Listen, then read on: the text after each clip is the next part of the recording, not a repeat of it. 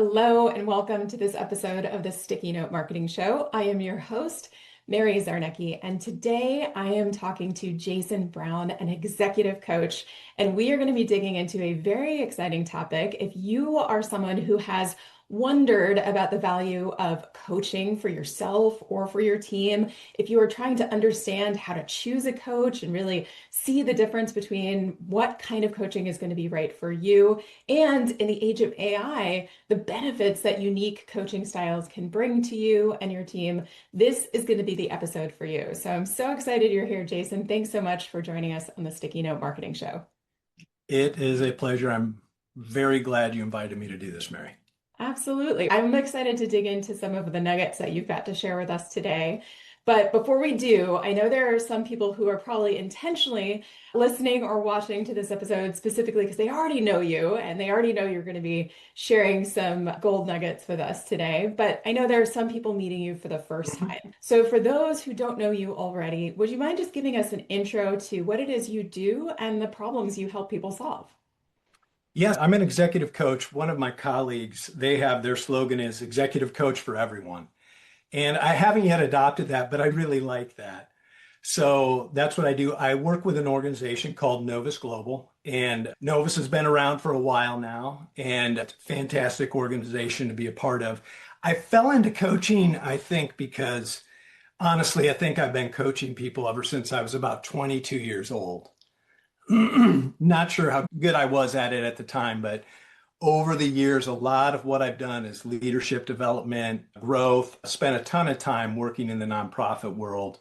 And now I'm happy to say that I get to make a little bit more of a profit. So, Definitely. One of the things that I wanted to dig into with you right away is a question that I've heard come up a lot in masterminds I've been in, communities I've been in, conferences I've been attending recently, which is, do I really need a coach or can I get the same kind of results now by just having AI in my pocket? So I want to dig into this. When you are talking to people who are curious about coaching, what do you share with them? What really is the core value to working with an executive coach?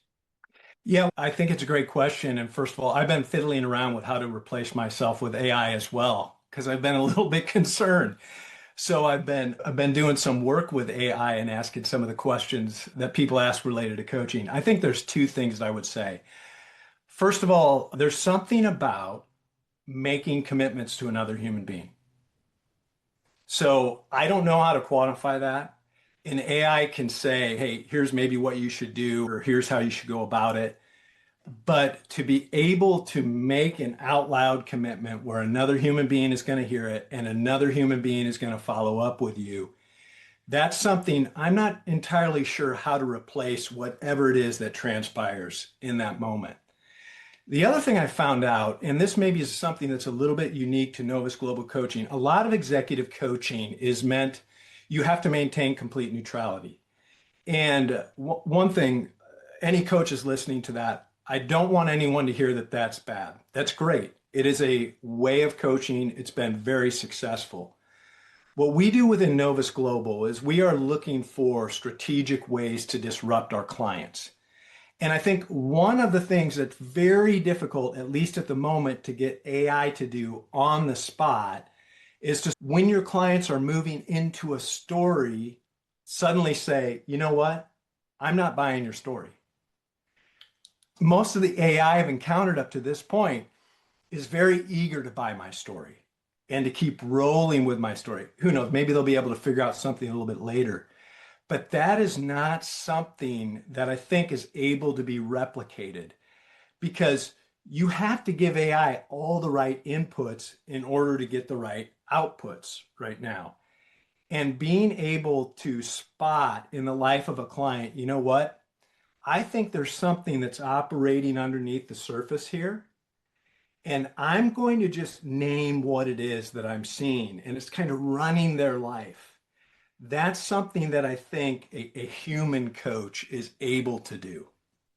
I think that's such a great call out because it's like a yes, and I want to say is yes, that ability to actually make a commitment to another human is so different than even if I'm setting up an accountability checklist with myself or with my project management software or with AI, right? So that I'm speaking to someone who's another human. I'm saying I'm going to do something. I'm saying these are my priorities. I'm saying this is important to me.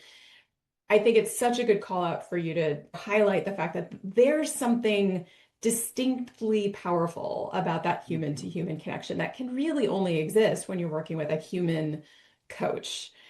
But I also appreciate you calling out that there are different kinds of coaching styles. Not that any of them are necessarily bad. It's like a diet. We have Mhm. different nutritional plans for different people and different bodies and different lifestyles. And the coaching style that you choose for yourself, it's also important to make sure that style really is aligned to the goals that you want to achieve. So I know that, myself, I'm not an executive coach, but I coach people in terms of their messaging and their marketing. And sometimes I can give them a really great plan based on their goals. And I know if they execute that plan, they're going to achieve those goals. But in some of those conversations, they will say, oh, yes, that makes sense. And yes, I will do that. But I know from reading signals, sometimes unconscious signals, that there's something that's going to trip them up, like they're holding back or they're not quite Mhm. sure. And I think what you're highlighting there is that, okay, if they fed that into an AI kind of thing, they're not necessarily going to be able to read that subtext. And that's something that you're able to do with your clients. Do you have an example, just out of curiosity, of a story where that's happened with someone where you've had to really, like you said, understand what's underneath, what's driving their story, and actually have called them out on it? What happened in Mhm. that scenario? First of all, I think you're saying something very important. We're doing this on Zoom. I realize some people are just going to be listening to this on Yeah, Spotify, iTunes, things like that, but there is stuff that comes out in all the nonverbals. yeah. And so one of the reasons why we want to meet with our clients face to face, not just over the phone, is oftentimes we're doing stuff with our body. Again, AI is not going to pick up on that. At least right now, it's not going to pick up on. I noticed that you're rubbing your temples a lot. What's going on right now? And yeah, I can think of a client who was just doing this. And I said, okay, let's slow down. I hope my hair isn't too messed up Yeah, now. like rubbing their fingers through their hair. If you're listening to the audio, he's rubbing his fingers through his hair. Yeah. Yeah, I'm rubbing my fingers through my hair. I said, can we just slow down for a moment? And I want to notice what's happening right now with your body. And it's that third level listening that's going on. And what is the conversation that you're having with yourself? And what was coming up for this person is that their vision was occurring to them as in the moment as being so impossible that they were finding themselves just very frustrated with their inability to seemingly make progress towards it. And then in a coaching relationship, we're able to talk about, okay, let's talk a little bit about the relationship now that you're having to that gap between your vision and where you're at currently. And I've also experienced it. One of the things in Novus Global too, and always ask this, if you're going to hire an executive coach, say, who's your coach? Because every good executive coach should have an executive coach for them. And in Novus Global, it's a non-negotiable. So we will always have a coach with us. I am not a person who is particularly aware of what is going on with their body. And so at one point, my coach said, I want to put you out into the future and I want you to try and feel what it's like to achieve those goals that you just talked to me about. And it it was unexpected.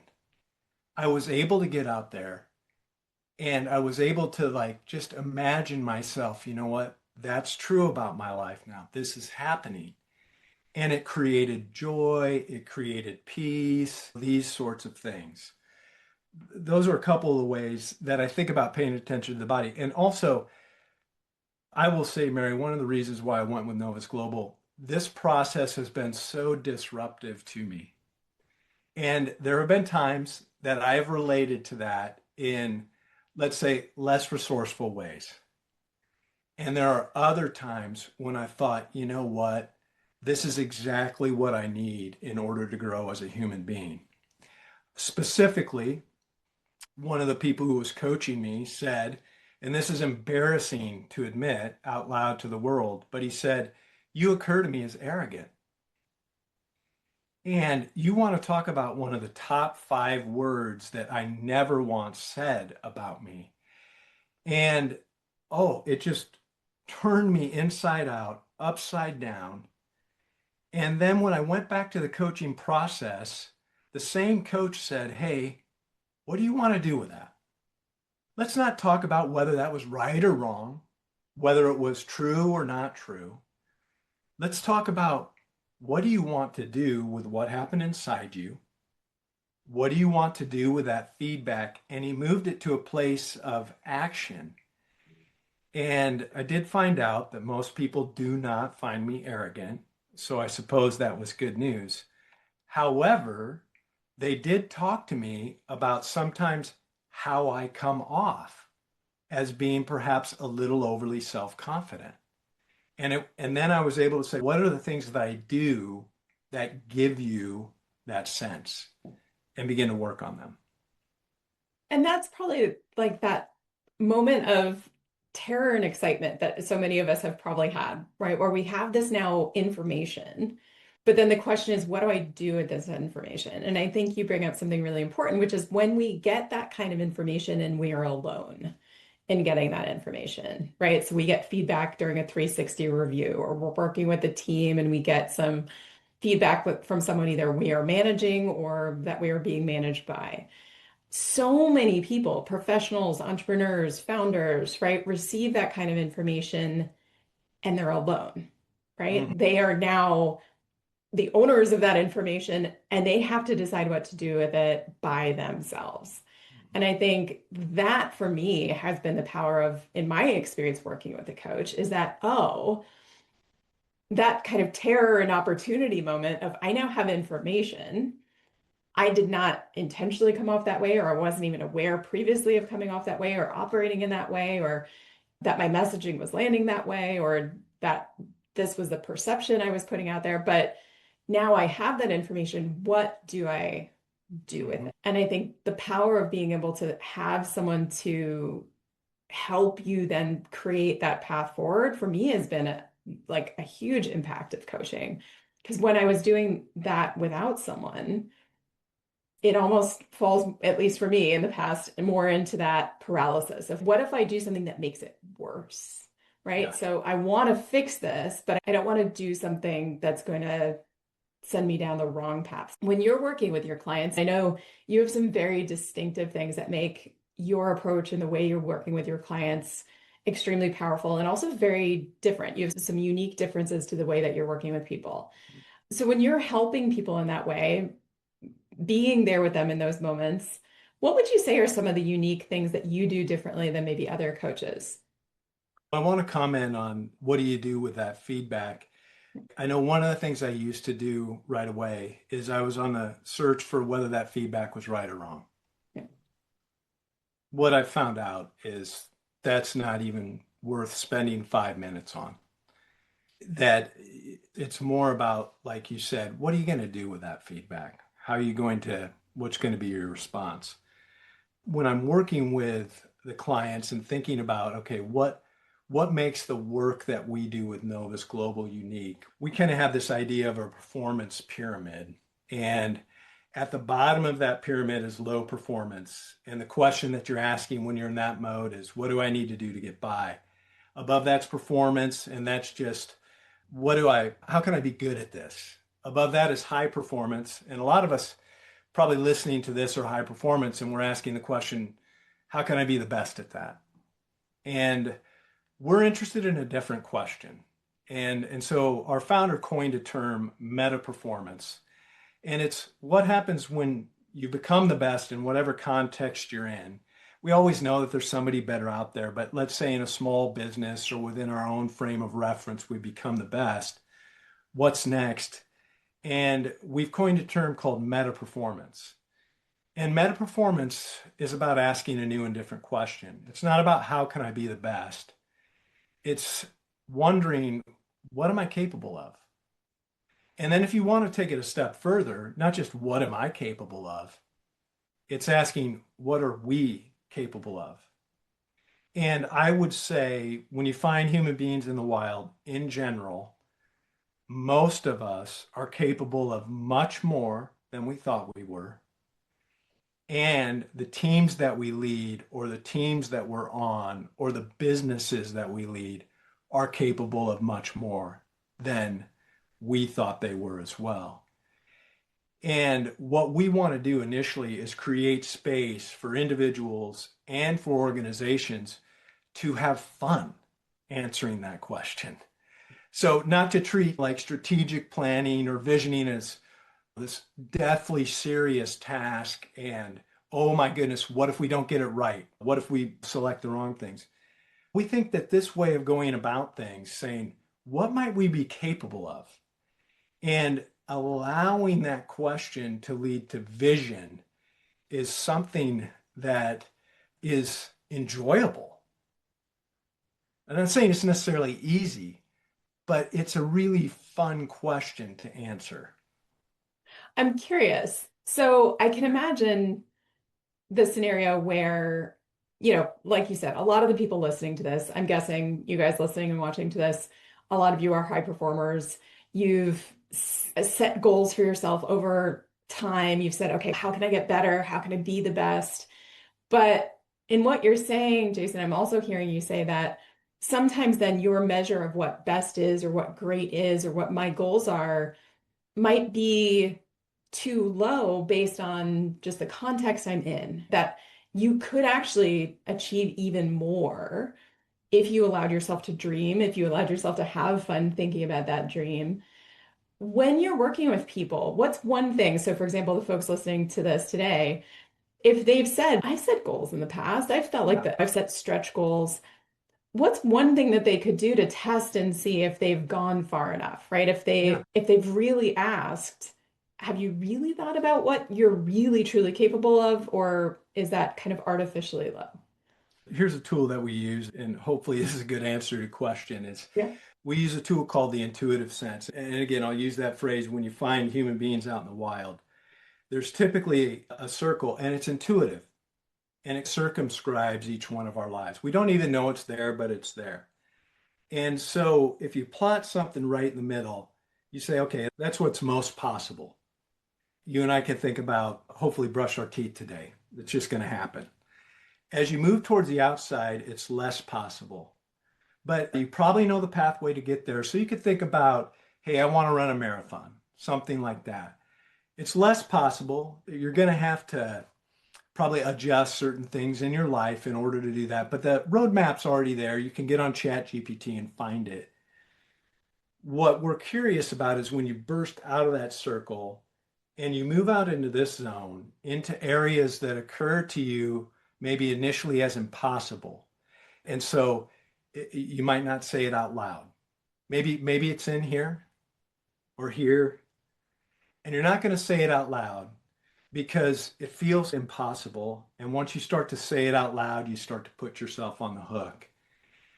But if we add into that also thrilling, beautiful, glorious, that's the kind of stuff that then says, you know what, maybe I will start to say that out loud.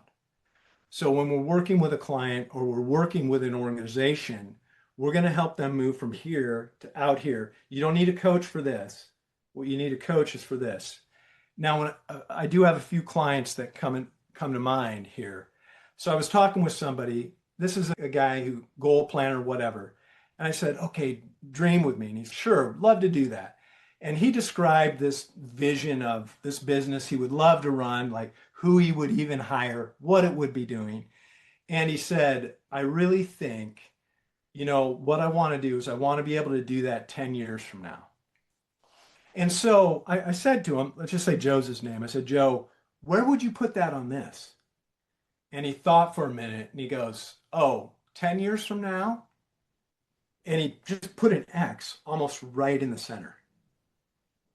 And that was an aha moment. And so then we began to fiddle with some of the variables. And what he ended up saying is, you know what? I want to be out of my current business and I want to be doing that 2 years from now. And so that's a way where, using this, we can move somebody from, yeah, I'm going to wait 10 years for that dream of mine to now. And the truth be told, that 2 year vision ended up moving to about a half-year vision for him. But it was at 10 years to start, which is It the was at wild 10 part, years to start. right? Yeah. And I just kept asking the question I kept going back to, and you can think of this question as I said, hey, what would thrill you? Yeah. What would cause you to be amazed? Yeah. What would make you feel like, I can't believe it? This is so good. And that's where it got moved from 10 years. It kept that time frame because we just kept going back. Would that thrill you? And that's something in almost every meeting is going to come up, even as the clients are making commitments and things like that. I'll say, okay, does the time frame for that thrill you? Does that make you excited? That's a quick example of one of the ways that we can get people to that vision faster. I think that's so powerful because, so for those of you guys watching and listening to this, I always ask if you have your sticky notes ready. So hopefully you've got your sticky notes out. But I think that's such a powerful question that Jason just invited us all to ask, which is, okay, so we might have big dreams, right? Like this example you shared of, okay, I want to be in this business, I want to be doing these things, and maybe even I know who I want to hire and what my team looks like. But I think I can achieve that in 10 years. But then what does that look like in 2 years? What does that look like, you said, moving it to even a half a year? And what would that make you feel like? And how thrilling, how amazing would that achievement actually become? So I think that's a great invitation for people listening to this. Yeah, and if we're going to go like at a much smaller level, working with a client, his business is working to hire the replacement for his current job. And he was thinking through everything that would need to happen. And this was a conversation in January. And he's, yeah, I would love to have that position filled by September. And so I just said, so that would excite you. So you would be happy if it's filled by, yeah, I'd be happy. Said, what would make you over the moon? And he said, if we had that position hired by the end of March.